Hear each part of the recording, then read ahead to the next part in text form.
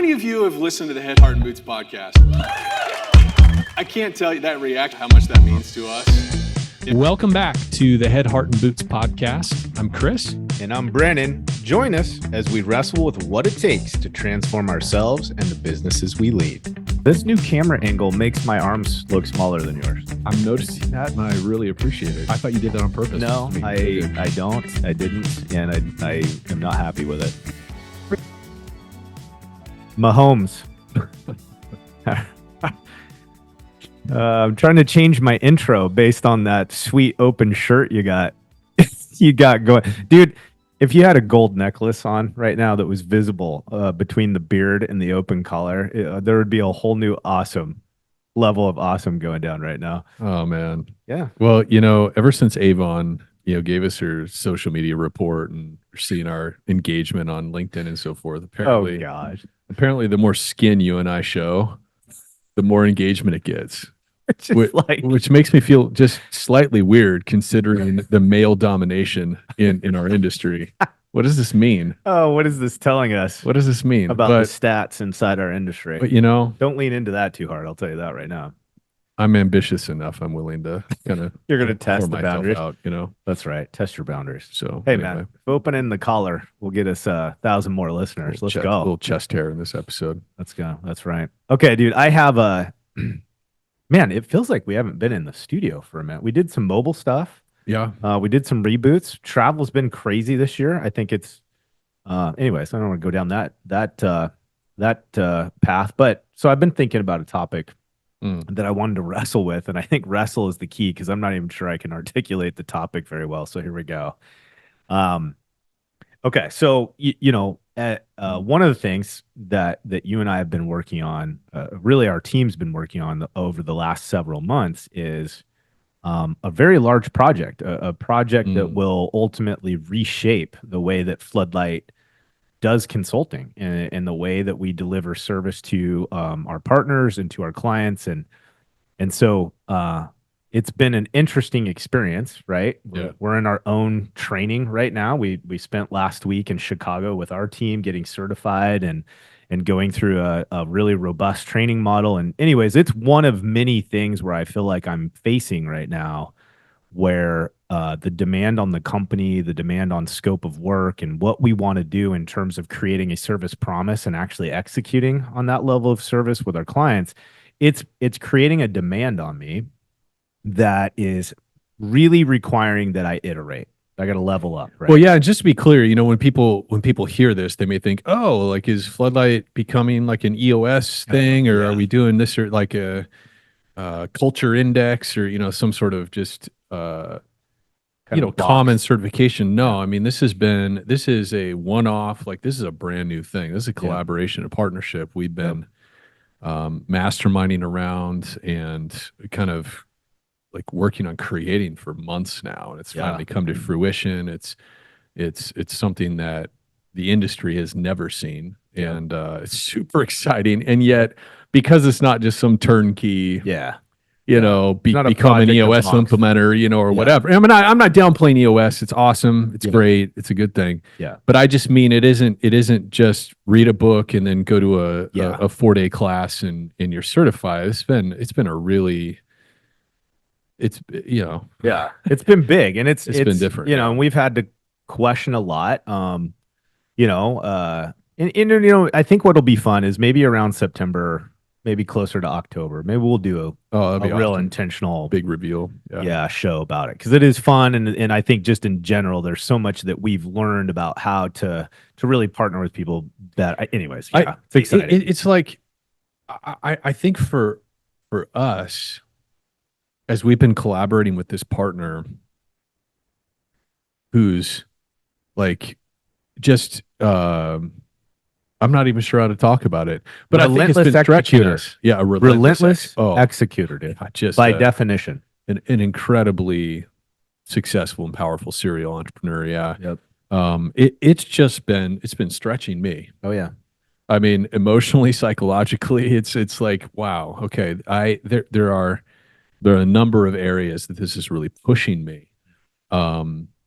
and at the same time feeling really inspired and motivated, Exactly. you know? Yeah. So the less overwhelm and more like, man, this is the next horizon, Yeah. right, for Floodlight to be chasing towards. And Oh, yeah. so Yeah. yeah, it's Okay. So it's all the things. here's where it's landed for me recently. Okay. Mm. Is all right. I'm thinking about the relationship that we have with our consulting clients. And guys, just hang on. This is not a freaking pitch for consulting services. But here's what I want. Here's how I've been thinking about this. One of the biggest things that happens when we start working with a team is there is some scenario that's either been unfolding or has reached kind of a cadence or a level of pain that business owner or key leader has decided enough is enough. We've got to do something different, or there's this motivation of what's possible. And so that it would be What's another next? common, reason for a team to hire a consulting company. But inevitably, regardless of how you got there, whether it was just you recognizing pain has kind of reached a certain point that you're willing to do something about it, or there's like this excitement about the next level of what's possible, there is a rude awakening that happens in the first 90 days where you just begin to learn very pointedly where the weaknesses are, where the gaps are in the business, and before you experience it firsthand, just talking about it, most of us can go, yeah, like I can recognize things aren't perfect. Okay. But when they get uncovered and you start identifying, hey, what needs to happen or how big the gap exists between what's possible and what could be in place and what's in place now, there is a deep sense of overwhelm, I think, that sets in. Now, I'm not sure that everyone would state it that way, but there's just a reality where you go, where in the fuck am I going to pull extra days and hours out of my life to begin working on something that feels like it will require something outside of what I'm already doing?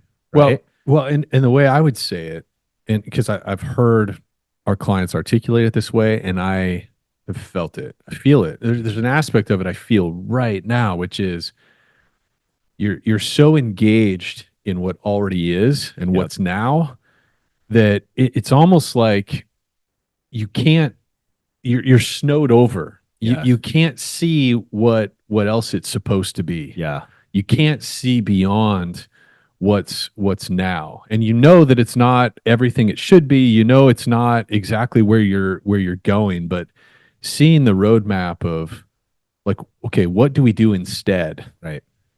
Sometimes it's really hard to land there. It because is. you're so engaged in the here and now. Yep. You know something needs to change. Yeah. But it's difficult to really land the plane as to, okay, what's the next right thing for us to do? That's right.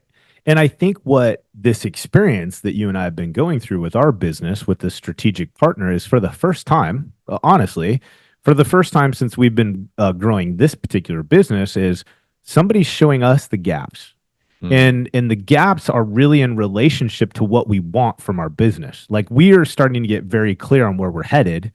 We didn't know how we're going to get there. We've never run a consulting firm before. And so this opportunity with this strategic partner who's done this in spades is showing us these gaps. And I am feeling that experience that a lot of clients feel in these first 90 days where you go, wow, this is going to require a lot. And what I found very interesting as part of our training, kind of part of my personal experience, is I'm in this battle between trusting. Okay. And I think any of you, if you're our client, you're really going to understand. And if you've dealt with any kind of consultant or coach before, this is going to make a lot of sense. Is I'm seeing and hearing and identifying, and I'm stuck in this struggle between I want to believe what you're telling me, but my personal experience is really in conflict because I'm not sure. It's not like I felt like I've been sitting around wasting my time and energy. And so there's this conflict that happens mentally where my first response mentally, if you will, is just kind of like this pushback of, right, oh, when am I going to do that? Or that sounds good, or I wish, or should be nice. And what can happen is I don't hear the guidance that I'm getting in terms of where are the iterations going to come from? Because they're not necessarily just in the business. Most of the iterating has to happen with the way that I'm thinking about my business and the way that I'm thinking about my relationship to time, energy, values, possibilities. And it's like it's so much less about the technical, tactical guidance that we're getting. And it's like I'm really in the weeds on this iterating on my ability as a person, because getting what I want is going to require it. And so, as much as in the moment my mind kind of wants to push back and wrestle, what I'm learning is that when I begin trying, so out of faith, strategic partner says, look, you're gonna have to make this change. Yeah. And he tells us why, and he gives us all the good reasons that support it. And there is just part of me that very timidly takes the first step, and my brain is screaming, this won't work. It's not real. It's not going to work. It's not going to work. And so I have to, I'm going somewhere. So I have to start taking these actions, and I have to start living into the thing, even though mentally I haven't bought into it yet. And so it's this mechanical step. Okay. Here's a dumb little example. I realize how much I'm going to have to do over the next several months, leading the organization as part of this transition. And I'm looking at my calendar blocks. Okay, I'm a blocking calendar mofo. Like, I live in calendar blocks, and I think I'm damn good at it. And I already think I'm pretty much maximizing my time. And what our partner is saying is, you ain't even close, Holmes. And so I'm having to reevaluate my, sounds so cheesy, I'm having to reevaluate my commitment to blocking. And what I'm realizing is that it's these little detailed nuances, differences, and something as silly as the way I'm blocking my time. And I was able to gather another 12 hours of productive time in my week. So here's how. Listen to this shit. It's so nerdy. So in Google Calendar, there's an analyzer, an analytics. And it will tell you, if you go in and label colors by a specific title or category, it will monitor how much of that you're doing in a single week. And then you can set your in business hours. Okay. And so when I did that, and I went through this exercise where I started literally going through my entire calendar and putting the colors, not by the way that I used to, which is help me identify the difference in who I'm meeting with and why, but I did it based on these fundamental areas of that I need to be in the business, on the business, sales, this, consulting. Broke all the colors out, and then I looked at the analyzer and tried to identify where all my time's going. And guess how many hours I had logged for working on our business? Not enough. Like two. Huh. So then I took this time, okay, after our training, I'm like, okay, I'm reorienting this mofo. So I went out as many weeks as I had to, where all the holes weren't filled in. And I started booking in these blocks of strategic time to work on my business. And I was able to pull out 8 hours now that are dedicated to this work. But what tripped me out, man, and this is kind of my point. You just lost like 80% of sales. I know, this is so freaking nerdy. And 40% of entrepreneurs. Yeah. Okay. This is the thing, though. I'm with you. Like, I could have not done that, because my default, bro, and you know this better than anybody, my default is not to open up my calendar and turn on an analyzer. Like, that ain't me, okay? But I have to behave differently in order to create a different outcome. And I had to step into something that mechanically is not natural to me. Yeah. And I'm not highly motivated by it, but I'm motivated by what it demands from me, because I want the outcome. Yeah. Right? A different, the way that I'm thinking about it is, you're gonna less nerd in this? order for, no. Okay. In order for you to be the kind of person that you need to be to tackle this next thing that you want to do, right? It's requiring this of you. Like, I've been thinking about this too, and that's been the conversation in my head is what kind of person do I need to be in order to do this next season of growth in our company? But then I've also been asking that question too of like, I still got 2 teenagers at home. And I got a daughter who's finding her way in the world. She's living on her own now. And it's like, okay, what kind of person do I need to be? And what would that person do? It kind of speaks to God, there was somebody that I was, it's kind of like back in the mid 2000s, early 2000s. There was the "What would Jesus do" bracelet. Oh yeah, I totally remember that. I mean, Yeah. listen, that was a really smart campaign, for Christians and whatnot. It's like, yeah, it makes decision making process very simple. Yeah. Right. Yeah. Oh yeah, it was James Clear. James Clear brought this up in his book Atomic Habits. It's like, okay, when we're trying to change our habits and just our natural default way of doing things, right? It's like really helpful to find an archetype. Yeah. And I think for you and I, up until we met this partner collaborator, we really didn't know who to like draft behind. Yeah. We didn't know. I mean, it's like we can't exactly follow Chuck Norris's example, and Jesus maybe gets us halfway there. So it's like, who are we? What archetype are we following? And that's what we kind of found in this partner. And now it's like, okay, what would so and so do? Yeah. How would so and so manage his time? Right. Like how is he well, we learned how he manages his calendar. And so yeah, I've been really wrestling with a lot of that. Okay, what kind of person? How would he manage his time in this situation? How would he approach this meeting? How would he prepare for this or that? Right. That's right. And then starting to just imitate. Yep.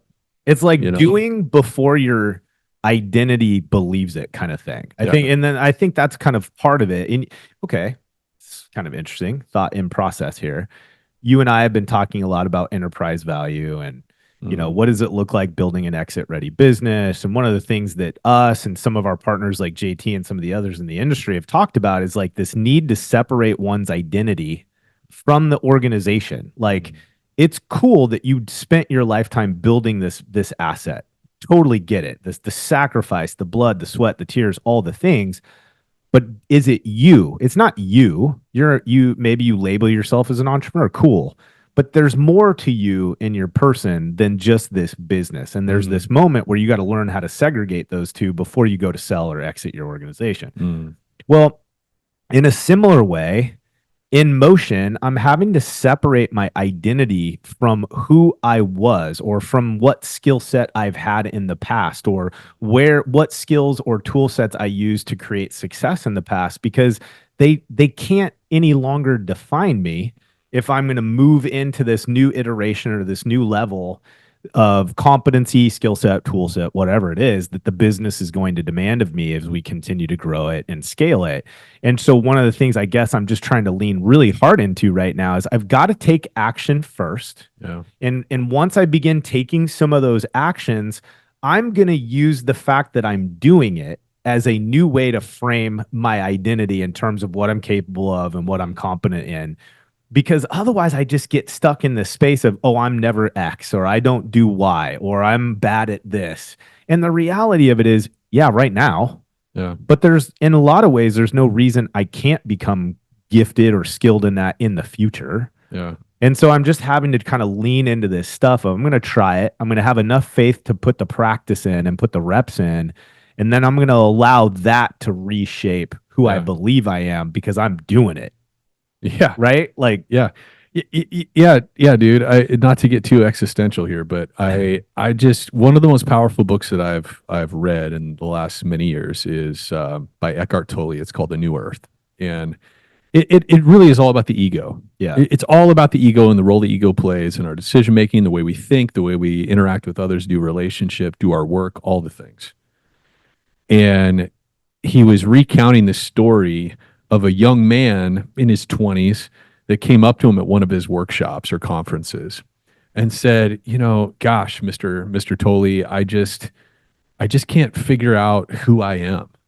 And, this is a big, huge goal. And some of us have probably asked that question at some point in our life. Like, who am I really? Like, what am I doing here? And Eckhart looked back at him and without really skipping a beat, he said, that's awesome. That's one of the best questions that we can ask ourselves. And when I first, read that, I was like, okay, well, that's weird. That helped. Well, yeah, this is a great guru answer right there, The best question is a question. But I think his point, and having read through the rest of the book, is our egos are very quick to define ourselves based on what we do and have done, what we're currently doing and have done. We build a lot of our identity around what we're doing and what we've done, the people we know, the people we have known, what people have said about us, what people are saying about us. And I think his point is that at any given time, we can change, like we can make a choice to be a different person. Yes. Yeah. And I really, really believe that. Like sometimes, again, some people are going to be like, oh my God, this guy, with his flip-flops and his hippie. Yeah, he's probably wearing bell bottoms right now, and your shirt is opened pretty significantly there. But I don't remember who taught me this, but I just find it very useful. It gets me in the right headspace in the morning. Everybody knows I do sauna and cold plunge most mornings. It's a great way to start my day. And when I'm in the cold plunge for 3 minutes, listen, I love how I feel after I get out of the cold plunge, but you've done it now. Yeah. You've been in the during cold is plunge. A different experience. The during it's an enduring, Yeah. And so I try to just meditate. I try to breathe, and I try to just get through the 3 minutes. And sometimes one of the mantras or one of the meditation phrases that somewhere along the line somebody told me to do is just the simple phrase: new day, new life. New day, new life. And I think it speaks to that, this idea that it truly is. Like, we go to sleep at night. Most people don't think about this. I remember Joe Rogan saying something about this. He's like, sleep is the craziest thing, right? Sleep is the craziest thing. Some people don't wake up, but most of the time we do. Yeah. Sleep is this crazy thing where you're kind of dead, but you're not, right? It's like, it's a very, our sleeping state is really weird. And I think we take for granted the fact that we go to sleep and we wake up the next morning. And so anyway, here I am. I took us far afield. But my point is what you're saying, I think is something that most of us just don't give any thought or consideration to, is that, look, every day is a new day. I can choose to act like a different person. Yeah. Like, books have been written about this. Like, everybody loves Atomic Habits because they want to stop smoking, or they want to start having a morning habit, or they want to whatever. And they have these, just simple things they want to do. But what James Clear was talking about was not just about simple shit. Like, I want to have a habit of working out 4 times a week. His point is, look, our brains are wired in such a way that we can literally change who we are. Yeah. By just adopting certain behaviors. Yeah. Yeah. Exactly. Right? Yeah. Like, I can literally, I can say to myself, you know what? I really admire Joe Rogan. I want to be more like Joe Rogan. He's super fit, freaking super fit, in his 50s, has been married for a long time, seems to be very happy in his marriage, has a healthy relationship with his kids, very successful, makes lots of money. I want to be like Joe Rogan. And I can literally start to become more like Joe Rogan simply by asking myself, okay, what would Joe Rogan do? I'm getting up this morning. What would he eat for breakfast? Well, I kind of know because I listen to his podcast. You know what I mean? Yeah. Yeah. Like, literally, we can approach our lives that way, and it's useful. Yeah. I think you've keyed in on kind of the heart of the issue. And it's like, in order for us to experience something significantly different than what we've already experienced. And I know sometimes it's easy to say this stuff, but it's so hard to stay in motion long enough to actually experience the fruit of your commitment. Yeah. And I think what I see happen constantly, and this is true even with our clientele, and it's hard to watch sometimes, where it's like somebody came to you because they know they want to experience something different, or they want to prepare to be engaged on a different path, have a different outcome. And I think they just mentally give up before they've spent enough time putting in reps that will help them become this new thing they want to experience. And this isn't all just like personal development guru bullshit that I'm talking about. It's as simple as like when an owner has been the linchpin to their entire organization and you have to begin trusting people that in the past have let you down, or you've got plenty of opportunities to point behind you where people took advantage of you or shit all over you after pay raises and bonuses and commitments to commissions. Like, I know, I've been there. Like, we've all had experiences where things, people, processes let us down. And so there's fear. There's all these things that stand in our way. And so we get stuck for settling. We lower the bar and we just commit like, this is what it's going to be like. Yeah. And I think what happens sometimes is like when a consulting engagement starts, there was something that motivated you just enough to take a little bit of action. Then that team comes in and they start showing you some things that are going to be difficult to do, but they're going to be worth it. And then there's like this phase that happens where we start really motivated and we start to put in the reps and we start facing all the challenges of those transitions, all the challenges of those changes. We have the one or two people that begin to push back and really show concern for, man, I don't know. You're asking a lot more of me. And then we begin to act out in fear instead of stepping into the thing with faith that we've got to just hold the course long enough to experience the outcome that we're seeking or the change that we're seeking. And it just breaks my heart sometimes, man, because I watch people throw in the towel before they've gotten to the other side. It's like you and I have talked about this a lot about employees. You know, depending on where you are in the food chain, you just commonly have a farther view down the playing, down the field or around multiple corners of what's coming and what's possible. And it's like you're talking to your employee, you're talking to your team member, and you've already been around two corners and they're stuck at that first corner. And you're like, look, just keep walking a little farther. You're going to see it's going to renew your faith and you'll be able to keep going. And it's like it breaks your heart when they don't make it around that first corner and they pull the ripcord for whatever reason, the way they behave, lack of commitment, they quit, they go to another company, they go back to the bottom of the pyramid over and over again. It sucks, right? And I think what's interesting is that I've been in a consulting position now long enough that I haven't been experiencing this myself as much. And I think what really came clear to me over the last several months is I am back in that position of I am getting my head broken open and I am being challenged by what it is going to require. But I am motivated enough by the vision and the outcome. And I know what I want enough from this business that I will hold the course. But man, tell you, it is a mind fuck. And it is hard as hell to wake up every day and say, I'm going to take one more action that's not normal for me, because if I do it enough, it will become normal for me. And so it's like, I don't know. I guess I wanted to talk about it because I want to remind everyone that's listening, like you aren't the only one. And all of our businesses at some phase are going to require this of us.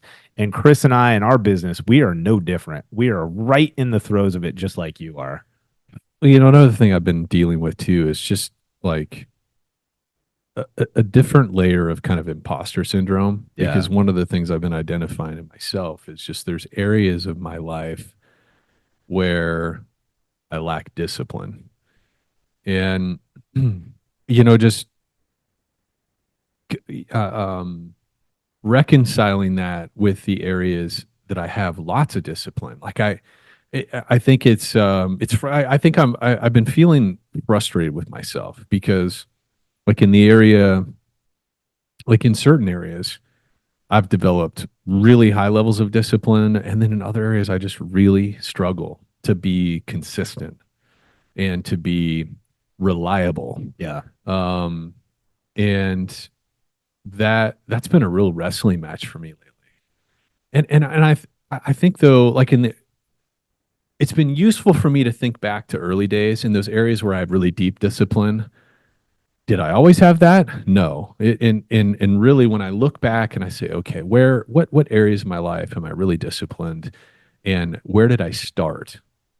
Well, it literally just started with, okay, I've done that thing 3 days in a row now, and then when I wake up on the fourth day, and I'm really battling with myself, I was just in that headspace. Okay, I don't want to break my streak, so I'm going to do this. I don't feel like it, but it was just willpower that got me over the hump of now I'm just the kind of person that behaves this way. Yeah, yeah, yeah. Because like honestly, and I'm really grateful for it. And there's a part of me, it just feels like luck that I've been able to develop like disciplines. We've talked about it before, like with health and certain like nutrition and food stuff like that.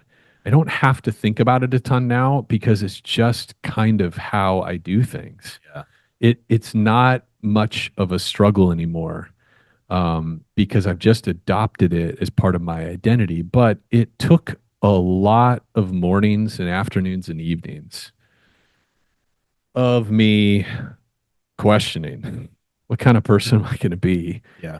and just choosing out of sheer willpower. And so in some ways, when I think about that, it gives me hope because it's like, God, these areas I'm really frustrated.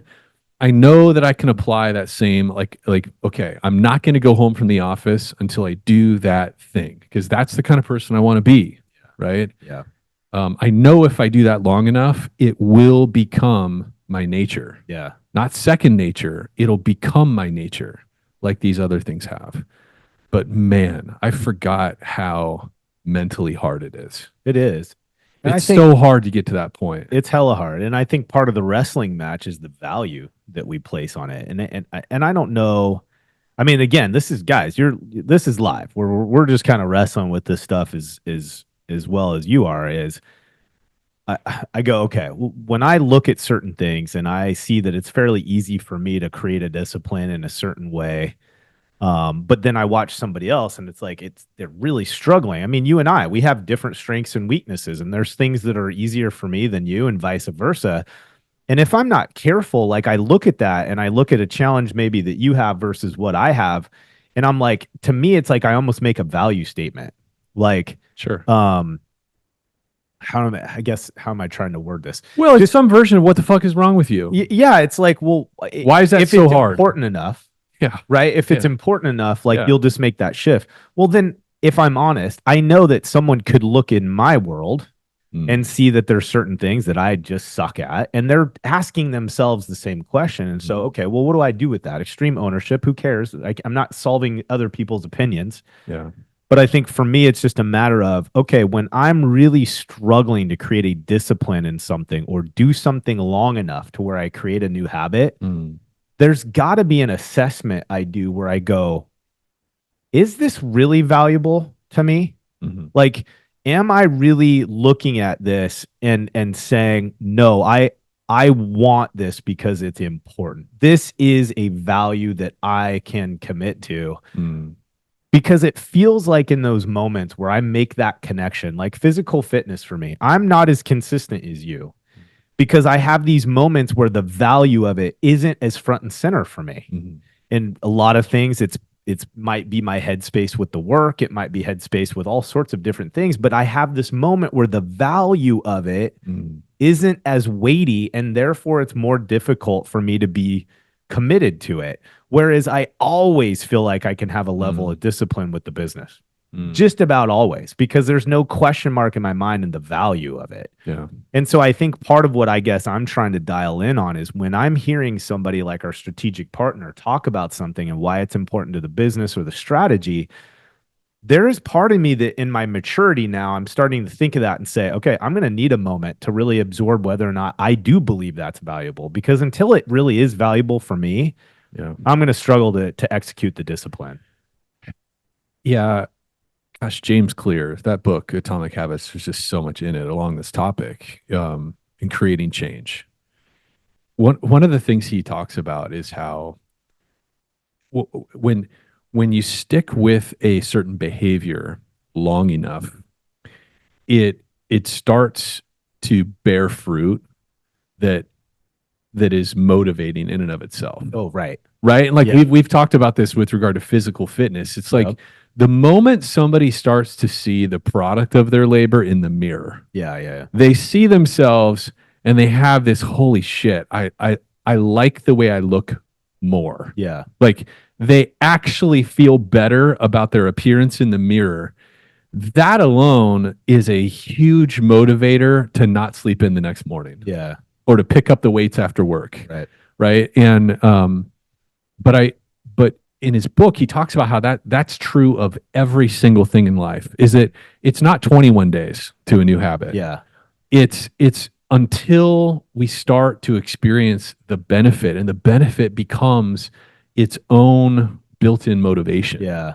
It's kind of a flywheel concept. Right. And I think that applies to everything. We had this really incredible conversation with Andy McCabe this last week. He talked about his journey with his alcoholism. And this didn't come up specifically, but I think just knowing him and that, like, the thing that keeps him sober is all of the benefit. And this is true of my other friends who are in recovery. And so I think it just applies to everything. It's like once we start to experience the fruit of that behavior change, it becomes easier to maintain the behavior. But that's the hurdle. Like some things take 30 days and some things take a year. Yeah.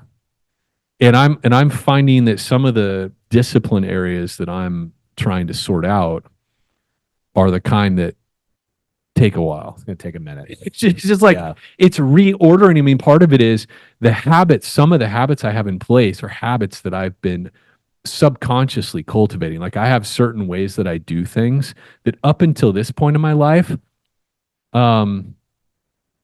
haven't held me back enough to get me to focus on them. And so some of these things, like some of these habits, though, some of the ways I work and things that now are starting to become a barrier for me or a limitation for me, have just kind of worked. And so I've done them for 20 years, so there's an element of undoing. I think that it just makes it harder to start to experience the benefits, or it just takes longer to undo some of those things, to rewire some of those things in our brain. Yeah, no, I agree. I think just kind of here's where I'm kind of landing the plane, I think personally. And this is, you going to give us a summary here? Yeah, it's kind of a summary. I haven't done that in a while. Yeah, it's more like, I think this is how I'm thinking. This is the preacher in you. Give us the 4-point wrap up, dude. Okay. And then we'll do the altar call. Altar call. I probably need one. All right. So I think first where my head's going right now is I have to take stock of what I want. Like not in passing, not distracted, not in the midst of Xbox and movies and conversations and outings with people, but me, myself, and I is the starting place. I think eventually you reach out then to significant others, business partners. Like there is a collective conversation that needs to take place. But first, it's just like getting real with myself.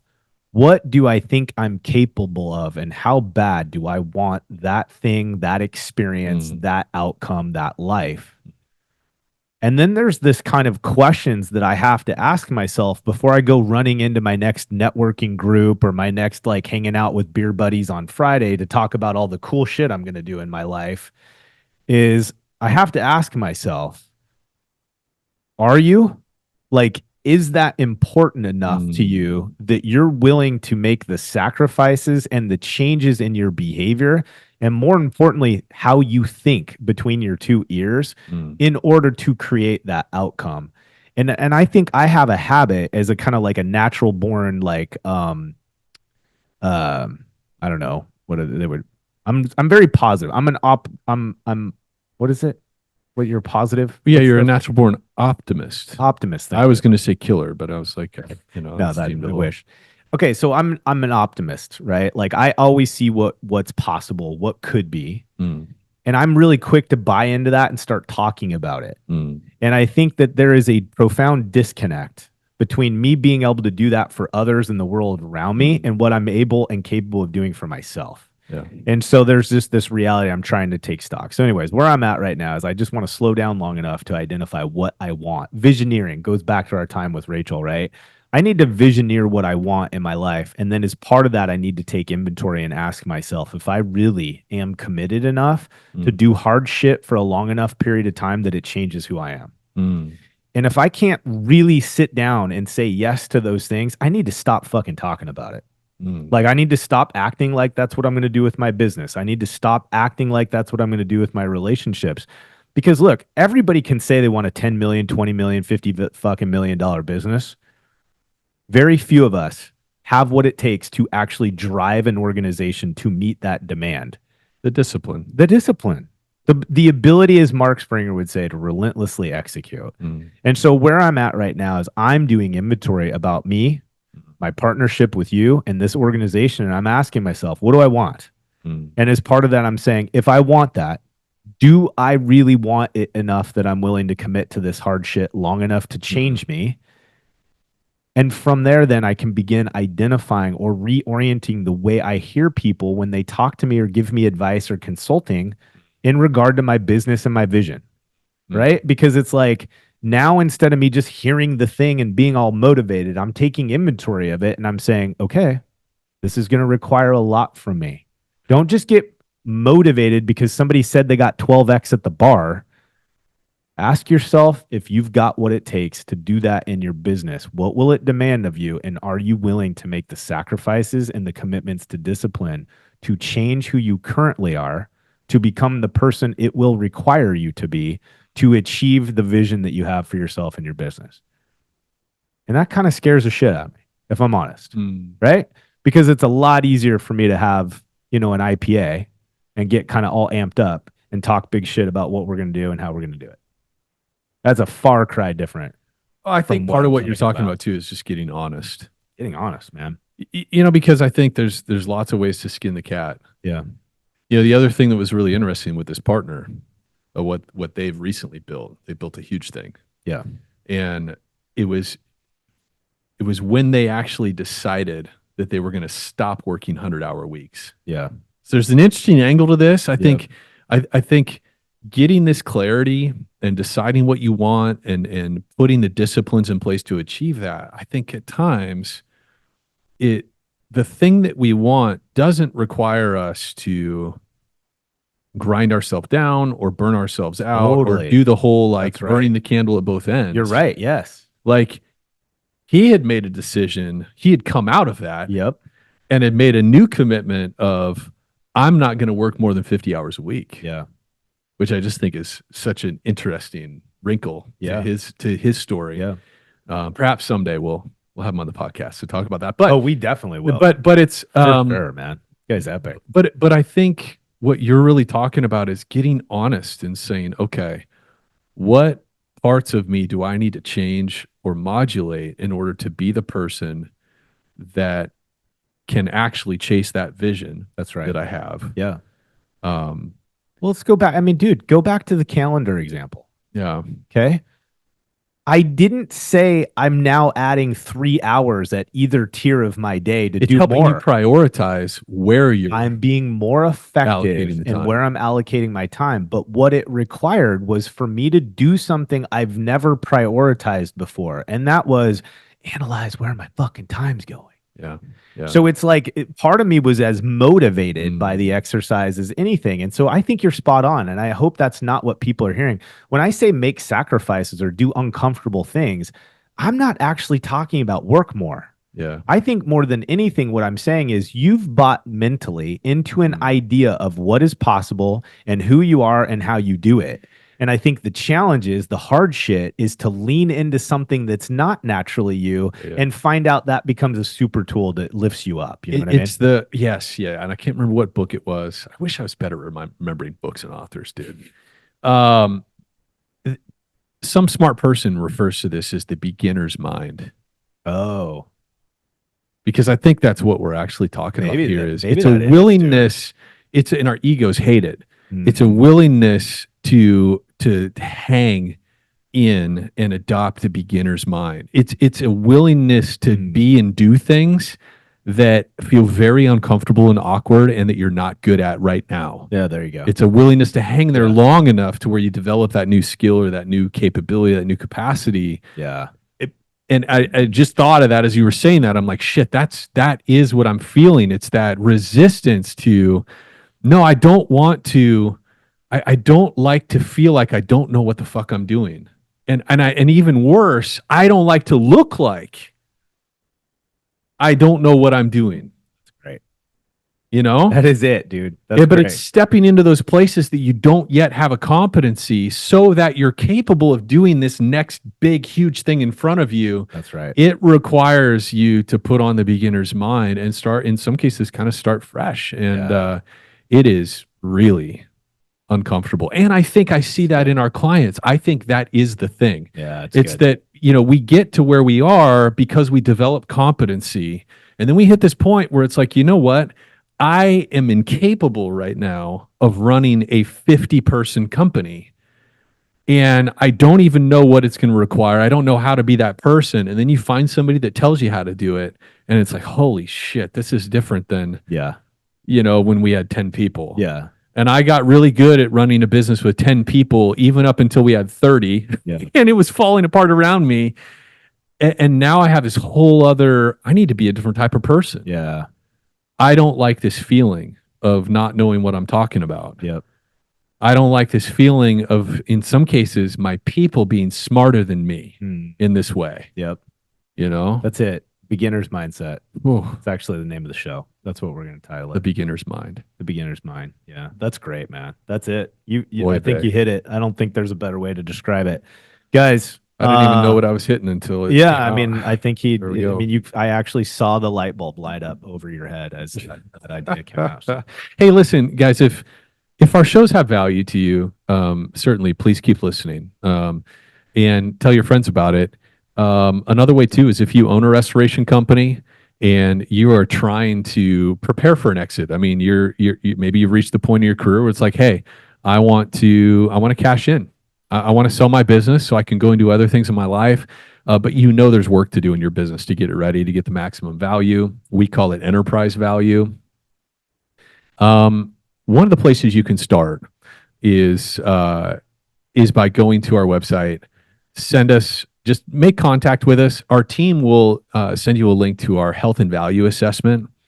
It is awesome. It's something we've been working on for the last few months. It's live now. So just go to our contact page, send us a quick email. Our team will reach back out with a link to the health and value assessment, and then we'll go over that with you. We'll essentially do a free consultation. You can kick the tires with us, and what does it look like to hire a consultant? And we can also go through the results of your assessment and walk through, okay, where are the gaps in your business? Where are the opportunities? What are the areas of health that you can optimize in your business to make it the most attractive to an investor or buyer so that you reap the biggest reward from it? But the interesting thing is that a lot of times when people go through this assessment, what they discover is, if I get my business exit ready, all of a sudden there's no need to sell it. yeah. Now you want to keep it. Right. And so that's the irony, right? As we optimize our businesses, is once we get them ready to sell to get the biggest possible multiple, we realize, holy cow, I have a cash flow machine here that I actually like working in. I like my team. I have things set up in such a way that I don't need to sell it if I don't want to. So anyways, if that's where your head's at and you're looking for a consulting coaching partner, that's a good way to start. Just reach out to us. You can also DM Brandon or I on LinkedIn. We'll send you the link to the health and value assessment. We're getting ready to add it to our website, so it'll be simpler in future episodes. It's part of the top secret reboot. It's top secret, but that part's ready. So anyway, right. reach out to us. Till next time. Okay, gang. We'll see you.